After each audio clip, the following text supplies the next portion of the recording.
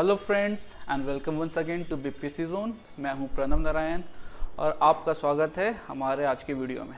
आज हम करेंगे बिहार इंट्रोडक्शन का सेकंड पार्ट। उसका फर्स्ट पार्ट हमने ऑलरेडी डिस्कस कर लिया है, जिसमें काफ़ी डिटेल्स फैक्चुअल चीज़ और कहाँ से क्या करना है, क्या क्या क्वेश्चंस आते हैं, कैसे उसका अप्रोच करना है, वो हमने किया था, जिसका लिंक अगर आपने नहीं देखा है तो डिस्क्रिप्शन में दे दिया जाएगा। अभी हम करने जा रहे हैं डिस्कस उसी चैप्टर से रिलेटेड प्रीवियस ईयर क्वेश्चंस और किस तरह के क्वेश्चंस आते हैं, ताकि जब भी हम पढ़ें तो हमारे ध्यान में रहे कि हमें किस टॉपिक को देखना है, कौन सा सेक्शन देखना है, कौन सा पोर्शन देखना है। सो अभी हम करने जा रहे हैं प्रीवियस ईयर क्वेश्चंस, जो कि लास्ट 5, 6, 7 बीपीएससी प्रीलिम्स में आए हैं, तो उससे हमें आइडिया लग जाएगा कि क्या करना है। तो हम आगे बढ़ते हैं, तो लेट्स बिगिन।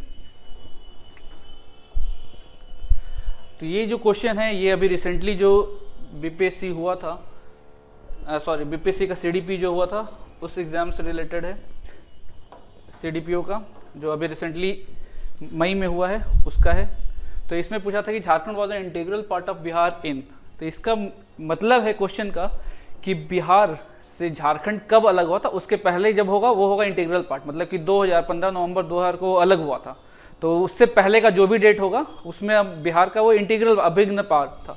तो इसके अकॉर्डिंगली देखा जाए तो 2002 में भी नहीं था, 2001 में भी नहीं था, 2003 में भी नहीं था, बट ये डेट 2015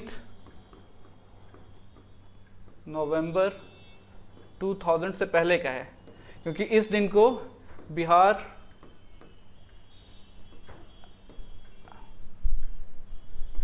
झारखंड अलग अलग स्टेट में फॉर्म हो गए थे, दोनों अलग अलग बन गए थे। तो इसका आंसर ए होगा, जो यहाँ पे आयोग ने भी दिया है। तो आपको आइडिया लग रहा हो, जो उस वीडियो में हमने डिस्कस किया था जो इंपॉर्टेंट डेट्स थे, तो उससे क्वेश्चन डायरेक्टली आ गया। सिंपल सा क्वेश्चन है, तो आपको ये ध्यान में रखना है क्या क्या पढ़ना है। तो आगे का नेक्स्ट क्वेश्चन देखते हैं। ये भी अभी रिसेंटली जो कंडक्ट हुआ था 67th बीपीएससी, जो कि कैंसिल हो गया है, उसका क्वेश्चन है in which agro climatic region Bihar has the highest number of districts. मतलब कि बिहार जो है उसको हमने 3 एग्रो क्लाइमेटिक जोन में डिवाइड किया है। हाँ, तो बिहार जो है वो हम लोगों ने उसको 3, मतलब कि बिहार जो डिवाइडेड है वो 3 एग्रो क्लाइमेटिक जोन में डिवाइडेड है। ये रिवर गंगा हो गया, नॉर्थ में 2 पार्ट में है, north western agro climatic zone, north eastern, और इसको सदर्न, इसको ही फर्दर सब 2 पार्ट में डिवाइड किया गया है। तो इसमें डायरेक्ट क्वेश्चन है कि किस डिस्ट्रिक्ट में सबसे ज़्यादा, किस जोन में सबसे ज़्यादा डिस्ट्रिक्ट्स आते हैं। तो इसमें आंसर अगर देखा जाए तो इसमें 4 जोन दिया है, जो कि इसका सब पार्ट जो है सदर्न को 2 पार्ट में डिवाइड कर दिया।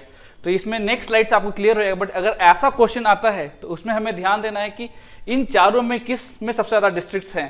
तो इसका आंसर हो जाएगा नॉर्थ वेस्ट। बट एक बार और ख्याल रखिएगा, अगर ये नहीं दिया हुआ है, अगर सदर्न, ये ईस्ट और वेस्ट नहीं देके केवल सदर्न दे देता है, तो हमारा आंसर सदर्न हो जाएगा, जिसमें कि हमारे जो नेक्स्ट स्लाइड में है उसमें हम लोग देखते हैं कौन कौन से डिस्ट्रिक्ट्स आते हैं। तो ये देखिए, मैंने आपके रेफरेंस के लिए 2 स्लाइड्स लगा दिए, 2 मैप दे दिया है, जिसमें कि कौन कौन से डिस्ट्रिक्ट्स आते हैं। ये जो है इसमें ये पहला है, ये दूसरा क्लाइमेटिक जोन, और ये 3 को जो यहाँ पे भी है 1, 2 और 3, ये फर्दर 2 पार्ट में डिवाइडेड है। तो इसके अकॉर्डिंगली अगर हम देखते हैं, जो कि मेन हमारा जो 3 एग्रो क्लाइमेटिक जोन है, तो इसमें हमारा ऑलमोस्ट 17 या 18 है, 1, 2, 3, 4, 5, 6, 7, 8, 9, 10, 11, 12, 13, 14, 15, 16, 17 डिस्ट्रिक्ट्स आते हैं। तो अगर नॉर्थ वेस्ट, नॉर्थ ईस्ट और सदर्न रहेगा तो हम उसमें आंसर सदर्न मारेंगे, क्योंकि इसमें 17 हैं। और अदरवाइज इसको अगर हम करेंगे तो इसमें 13 है, और इसमें करेगा तो इसमें 8 है। तो ये ध्यान देना है कि कौन से क्वेश्चन के अकॉर्डिंगली हमारा आंसर चेंज हो सकता है इसमें। तो ये स्लाइड आप हमेशा ध्यान में रखें और थोड़ा प्रेजेंस ऑफ माइंड उसमें अप्लाई करेंगे। ठीक है, ये भी क्वेश्चन काफ़ी इजी था, डायरेक्टली आ गया था। तो इसे हम लोग आगे एग्रो क्लाइमेटिक जोन का भी एक वीडियो आएगा, जिसमें क्लाइमेटिक रीजन, कौन कौन सा क्लाइमेट कहाँ पे है, कौन सा क्रॉप्स होता है, तो वो हम करेंगे, तो उसमें इन डेप्थ पढ़ेंगे। तो ये एक डायरेक्ट क्वेश्चन था इससे। फिर 66 में एक क्वेश्चन आया है, in which of the following pairs of administrative divisions, जो 9 डिविजन्स हैं बिहार में, उसमें से गंगा रिवर फ्लो नहीं करती है। जो पेयर दिया हुआ है, 2-2 डिविजन्स का पेयर करके दिया हुआ है क्वेश्चन में, उसमें से इन्होंने पूछा है कि किस में से गंगा नहीं फ्लो करती है। तो नेक्स्ट स्लाइड में हम मैप में देखेंगे कहाँ कहाँ से, बट इसका आंसर होगा कोसी और मगध, जो आयोग ने भी वही दिया था। तो नेक्स्ट स्लाइड में हम देखते हैं कहाँ कहाँ से फ्लो करती है। तो यहाँ पे देख सकते हैं जो हमारा गंगा है वो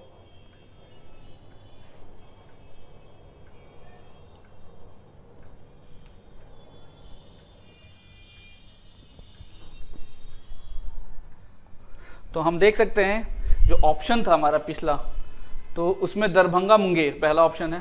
तो दरभंगा मुंगेर देखेंगे तो ये वाला दरभंगा है हमारा, यहाँ से भी सीधा समस्तीपुर से फ्लो करता है, और मुंगेर में खगड़िया बेगूसराय यहाँ से फ्लो करता है। तो वो ऑप्शन हमारा एलिमिनेट हो गया। सेकंड पूर्णिया भागलपुर में देखें तो कटिहार जो है वो एरिया में भी करता है, भागलपुर से ही फ्लो करती है, तो वो भी हमारा एलिमिनेट हो गया। थर्ड ऑप्शन है तिरहुत सारण। तिरहुत बोले तो ये हरा वाला जो बड़ा सबसे बड़ा हमारा एडमिनिस्ट्रेटिव डिवीजन है उसमें वैशाली आता है, वहाँ से ही फ्लो करती है। और सारण जो है हमारा छपरा वाला एरिया है, वहाँ से ही फ्लो करती है। अगर आपको 3 पता है तो आप उससे भी आंसर कर सकते थे, बट यहाँ पे ऑप्शन ई है तो आपको सारा पता होना चाहिए। आप कोसी और मगध को देखते हैं तो मगध देखे तो वो पटना और मुंगेर काफ़ी नीचे है, बहुत ही दूर है, तो वहाँ से कोई चांस नहीं है कि फ्लो कर सकता है। और सेम यहाँ पे जो कोसी का है यहाँ भी ये फ्लो नहीं करती है, तो हमारा आंसर सिंपली कोसी और मगध हो जाएगा। तो ये आपको थोड़ा मैप का भी ध्यान रखना है, कौन सा डिवीजन कहाँ पे है। ये थोड़ा अच्छा क्वेश्चन था, थोड़ा हार्ड क्वेश्चन बोल सकते हैं, टफ लेवल का था, बट स्टिल अगर आपने अच्छे से पढ़ा होगा, थोड़ा ध्यान से दिया होगा तो आप इसको भी आराम से कर सकते थे। अब चलते हैं नेक्स्ट क्वेश्चन पे। ये क्वेश्चन हमारा 64th बीपीएससी का है। After independence in which year were the Indian states reorganized on the linguistic basis. जो हमने पहला वीडियो जो किया था बिहार इंट्रोडक्शन पे, उसमें मैंने बताया था काफ़ी इंपॉर्टेंट डेट्स, उसमें से एक था 1948 जिसमें जेवीपी कमेटी बना था, जिसके अकॉर्डिंगली जवाहरलाल नेहरू, वल्लभ भाई पटेल और प्रताप सीतारामैया का कमेटी है जिसमें स्टेट रिऑर्गेनाइजेशन के लिए गया था। बट उसके बाद आफ्टर इंडिपेंडेंस एक और कमेटी बनी थी लिंग्विस्टिक बेसिस पे, जिसमें आंध्र प्रदेश फर्स्ट स्टेट था जो डिवाइड हुआ था, तो उसी के अकॉर्डिंगली बिहार बना था। तो इसका भी आंसर सी होगा।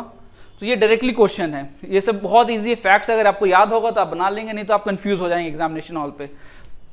अब नेक्स्ट क्वेश्चन पे चलते हैं। Bihar as an independent state was formed in, तो ये है प्री इंडिपेंडेंस का क्वेश्चन, जिसमें मैंने लास्ट स्लाइड में हम लोगों ने पढ़ा था कि 1911 में जब दिल्ली दरबार हुआ था तो उसमें king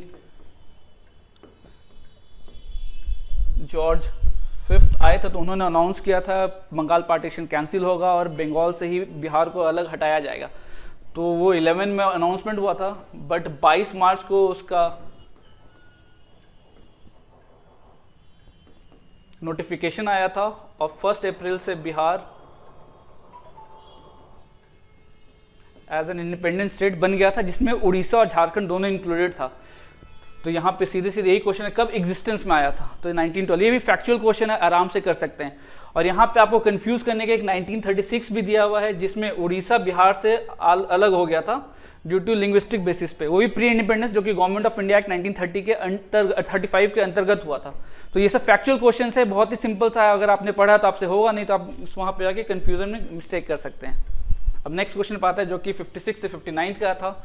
in which of the following states the agricultural land is less than 60%। ये बहुत ही फैक्चुअल क्वेश्चन है, उस समय ये करंट अफेयर्स में था कुछ, उस समय एग्रीकल्चर को लेके बिहार में काफ़ी इनिशिएटिव्स लिए जा रहे थे, एग्रीकल्चर रोड मैप भी आया था। तो इसका आंसर बिहार होगा, क्योंकि बिहार ही एक ऐसा स्टेट है जहाँ पे 60% से कम जो एरिया है एग्रीकल्चर में यूज़ किया था। काफ़ी सरप्राइजिंग लगेगा, यहाँ पे आप कंफ्यूज आएंगे क्योंकि बिहार एक एग्रीकल्चर डोमिनेटेड स्टेट है, बट स्टिल यहाँ पे जो एग्रीकल्चर लैंड है वो काफ़ी कम यूज़ में आता है। तो इसका आंसर डी दिया था। अब ये देखिए, मैंने आपको हमेशा बोला कि लेटेस्ट सेंसस से पढ़िए। सेंसस अभी हमारा जो लेटेस्ट है वो 2011 के ACCC बोलते हैं, सोशो इकोनॉमिक कास्ट सेंसस। इससे हमेशा डेटा हर एक साल एक ना दो क्वेश्चन आता ही आता है। बिहार इंट्रोडक्शन का जो इंपॉर्टेंट पार्ट है कि कितना डेंसिटी में कितना रैंक है बिहार का, टोटल पॉपुलेशन में कौन सा रैंक है, कितनी पॉपुलेशन है, तो उससे डायरेक्ट क्वेश्चन आता है। अगर आपको आता है तो आप बहुत ही इजीली अच्छा स्कोर कर सकते हैं। ये सब फ्री मार्क्स बोलते हैं, इसको हम लोग कि इसको मिस्टेक करना ही नहीं करना है। तो इसमें according to the census of 2001, क्योंकि उस समय यही लेटेस्ट था, नया नहीं आया था, the state of Bihar is the dash largest state in India. तो इसमें पूछ रहा है कि अकॉर्डिंग टू पॉपुलेशन नंबर में किस रैंक पे आता है। तो उस समय भी बिहार 3rd पे था, अभी भी बिहार 3rd पे ही है। तो ये स्ट्रेट फॉरवर्ड क्वेश्चन है, काफ़ी ईजी है, आराम से आप उसको कर सकते थे। एक और क्वेश्चन सेंसस से ही रिलेटेड है, वो भी उस समय 2001 का ही है, ये भी 53rd से 58th का ही है। इसमें भी इन्होंने पूछा था कि बिहार का पॉपुलेशन कितना है, जो अभी 10 करोड़ है, उस समय का क्या पॉपुलेशन था। तो उस समय 8 करोड़ 29 लाख के आसपास, मतलब कि 30 लाख था।